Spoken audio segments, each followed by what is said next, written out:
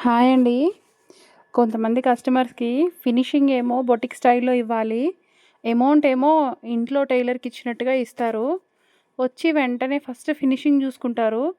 మరి ఆ ఫినిషింగ్‌కి తగ్గట్టు మరి అమౌంట్ కూడా ఇవ్వాలి గదండీ! దాంట్లో క్యాన్వాస్ ఏసి, మనం ఫినిషింగ్ ఇచ్చి, ఆ లైనింగ్ కూడా ప్రాపర్‌ది తీసుకొచ్చి చేస్తాం కదా!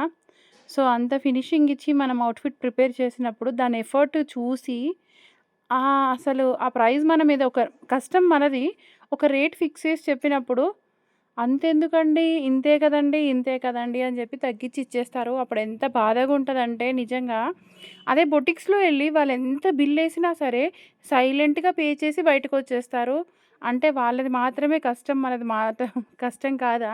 అంటే అది మాస్టర్స్ స్టిచ్ చేస్తారు, ఇక్కడ ఆడవాళ్ళు స్టిచ్ చేస్తారని చులకనగా చూస్తారు గదా! సో, నాకు ఆ విషయం అయితే చాలా బాధగా ఉంటదండి. ఇన్ని ఇయర్స్ అయినా అది ఇంకా అలవాటు పడలేని విషయం. సో, మీలో కూడా ఇలాంటి వాళ్ళెవరైనా ఉంటే చిన్న కామెంట్ చేయండి. Thank you.